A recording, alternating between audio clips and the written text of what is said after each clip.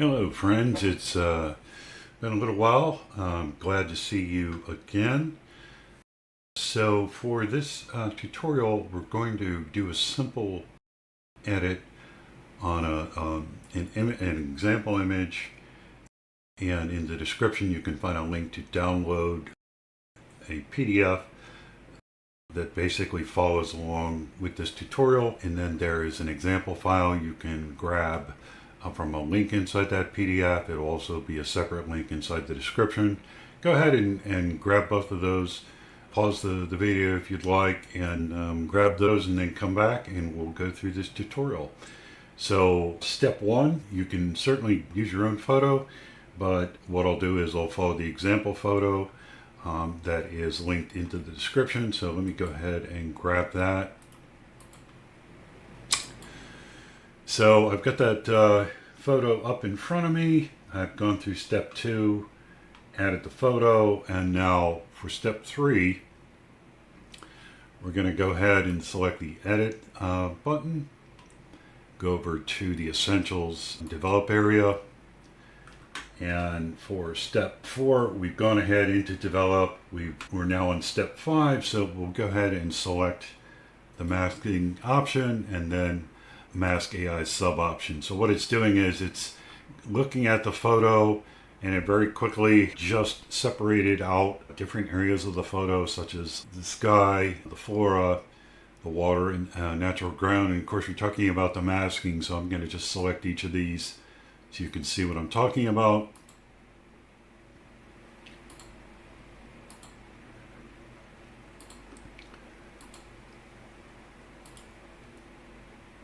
And so we'll just select the sky and the water, and you can see that it has done a pretty good job. It's not perfect. Pretty good job just doing it automatically with Mask AI. So at this point, we're going to move over to step six.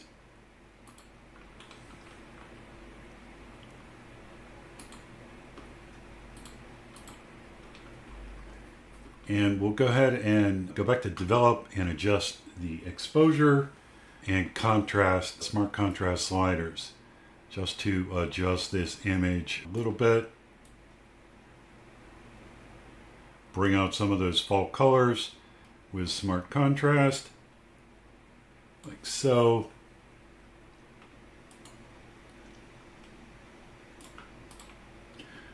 And for step seven, we can further adjust the photo through Dehaze and Foliage hue sliders in the landscape area under landscape option.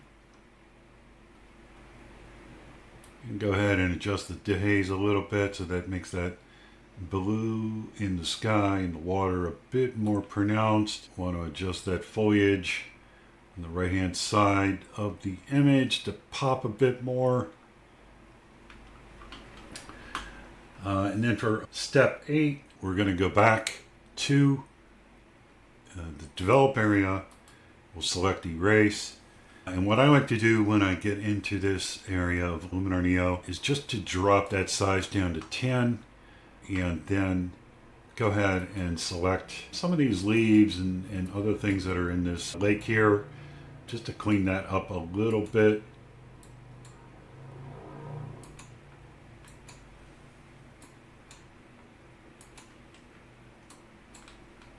Now that I've got that kind of where I'd like it, I'm going to go ahead and select the erase button, clean that up.